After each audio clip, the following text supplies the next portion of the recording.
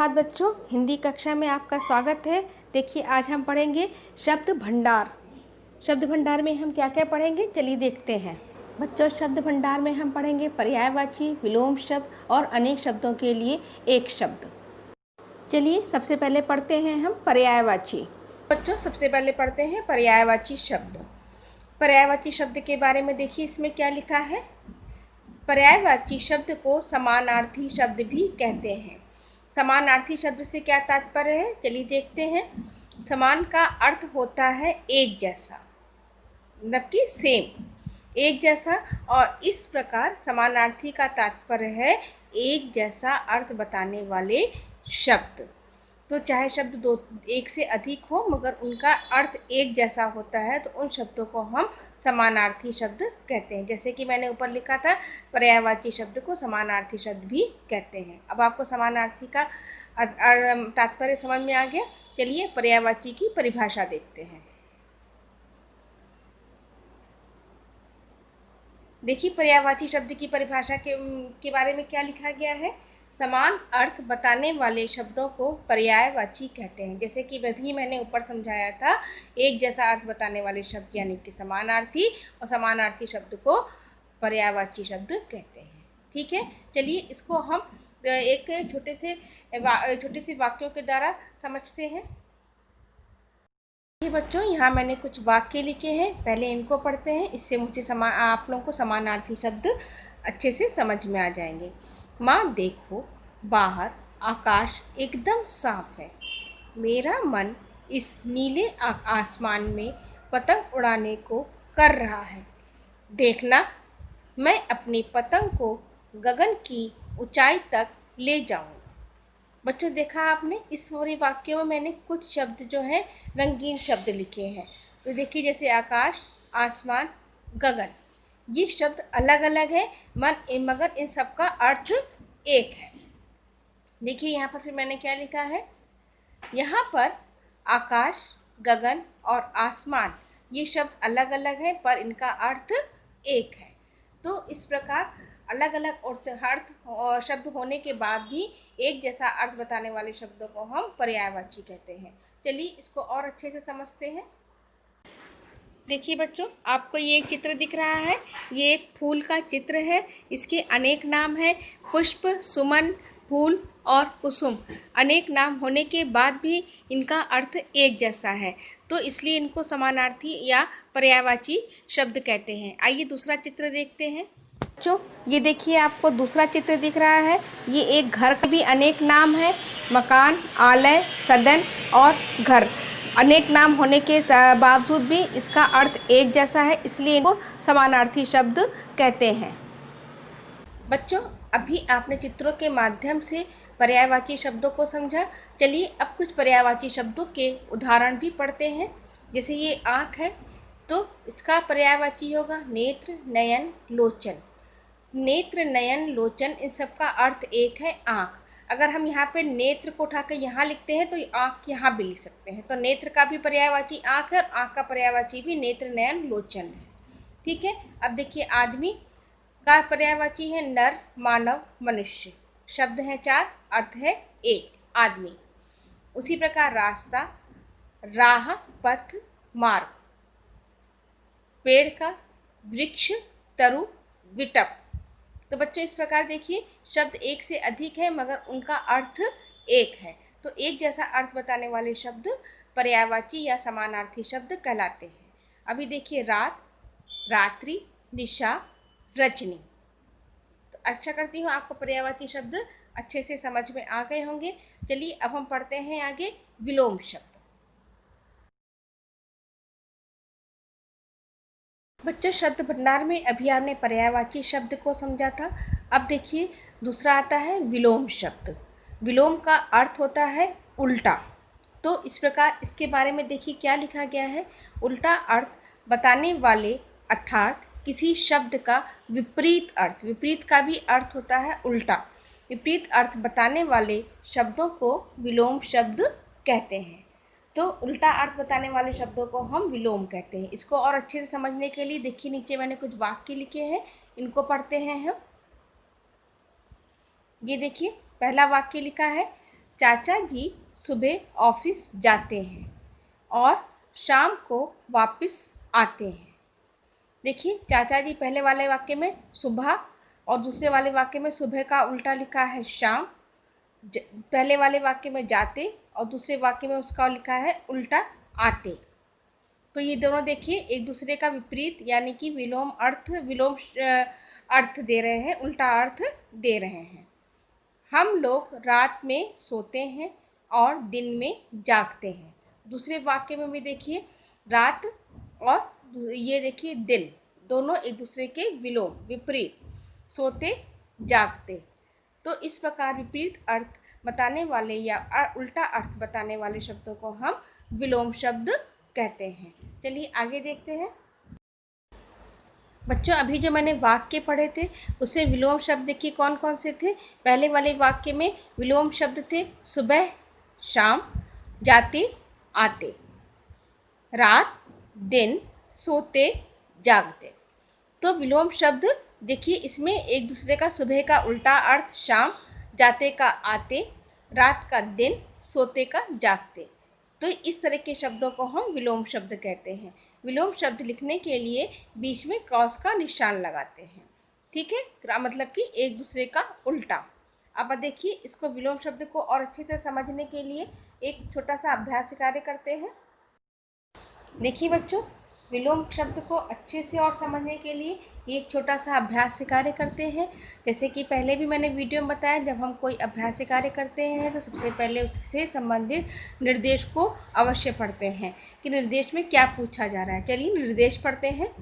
निम्नलिखित वाक्यों में रंगीन शब्दों के विलोम लिखकर वाक्य पूरे करिए। तो बच्चों इसमें निर्देश दिया गया है कि नीचे निम्नलिखित मतलब होता है नीचे लिखिए वाक्यों में जो रंगीन शब्द हैं उनके विलोम लिख कर के वाक्य को पूरा करना है। तो देखिए ये वाक्य लिखे गए हैं, सूरज पूरब से निकलता है और डैश में डूबता है। तो इसमें रंगीन शब्द क्या है, पूरब। अब हमें इसका विलोम लिख करके वाक्य पूरा करना है। इसका विलोम कहाँ लिखना है, ये देखिए रिक्त स्थान दिया गया है। चलिए अब हम इसका पहले विलोम लिख देते हैं। देखिए बच्चों मैंने इसका विलोम लिख दिया है पश्चिम। पूरब का विलोम पूरब का उल्टा पश्चिम। अब वाक्य पूरा देखिए, सूरज पूरब से निकलता है और पश्चिम में डूबता है। अब हम दूसरा वाला पढ़ते हैं। हमें हमेशा सच बोलना चाहिए, डैश नहीं। इसमें रंगीन शब्द क्या है, सच, और इसका विलोम क्या होगा, झूठ। और हम यहाँ इसको रिक्त स्थान पर झूठ शब्द लिख करके वाक्य को पूरा कर देते हैं। चलिए हम झूठ लिख देते हैं। देखिए बच्चों मैंने यहाँ पे लिख दिया झूठ। अब पूरा वाक्य बन गया, हमें हमेशा सच बोलना चाहिए, झूठ नहीं। अब इसमें देखिए पूरब का उल्टा या विलोम पश्चिम, सच का झूठ। अब आपको ये बात समझ में आ गई। चलिए इसको और अच्छे से समझने के लिए एक छोटा सा अभ्यास कार्य और करते हैं। अब ये देखिए दूसरा अभ्यास क्या रखा है, विलोम शब्द का मिलान कीजिए। मिलान करने के लिए मतलब मैच करना है। तो इसको हम कैसे मैचिंग करेंगे, रेखा नहीं खींचेंगे। अभी देखिए इसमें नंबर दिए गए हैं, तो जिस नंबर का जिस शब्द से मैच कर रहा है या मिलान हो रहा है या जिसका उल्टा बता रहा है उससे हम वो नंबर डाल देंगे। देखिए सबसे पहले पढ़ते हैं धूप। धूप का उल्टा क्या है, देखते मिल गया मुझे, छाँव। तो धूप का नंबर क्या है, नंबर 1, तो छाँव का भी नंबर 1। चलिए मैं नंबर 1 लिख देती हूँ इसमें। अब नंबर 2 पढ़ते हैं, प्रशंसा। तो प्रशंसा का विलोम क्या होगा, रुकिए मैं देखती हूँ, गरम, नीचे, छाँव, निंदा। मिल गया मुझे, प्रशंसा का होगा निंदा। प्रशंसा का नंबर है 2 और इसका उल्टा होगा निंदा, तो यहाँ पर भी हम नंबर 2 लिख देते हैं। ये देखिए बच्चों मैंने यहाँ पर लिख दिया प्रशंसा का निंदा। अब आता है नंबर 3 ऊपर। ऊपर का होगा नीचे, यहाँ पे हम नंबर 3 लिख देते हैं। उसी प्रकार गीला का सूखा, ठंडा का गरम। चलिए ये भी हम नंबर 4 और 5 भी लिख देते हैं। तो देखिए बच्चों मैंने 4 और 5 भी लिख दिया। अब हम पूरा ठीक से फिर से पढ़ते हैं।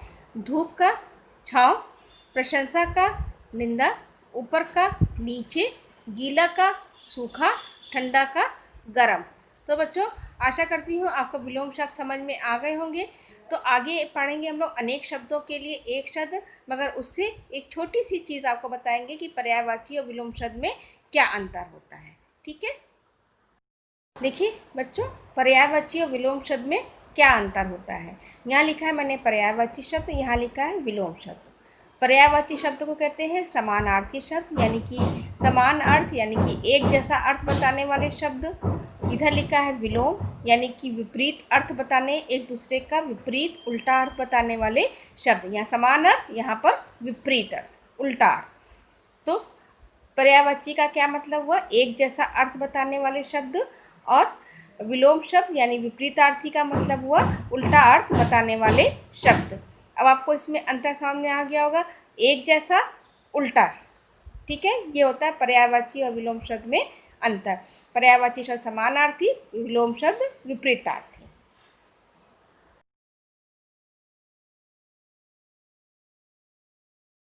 जो मैंने अभी कहा था, अब हम पढ़ेंगे अनेक शब्दों के लिए एक शब्द।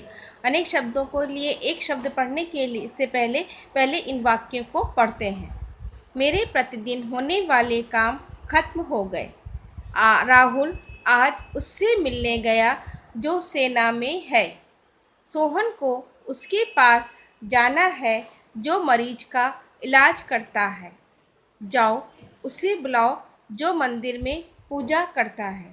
बच्चों, जब हम इन वाक्यों को पढ़ रहे हैं, हमें वाक्य तो समझ में आ रहे हैं मगर थोड़ा बहुत अटपटे से लग रहे हैं।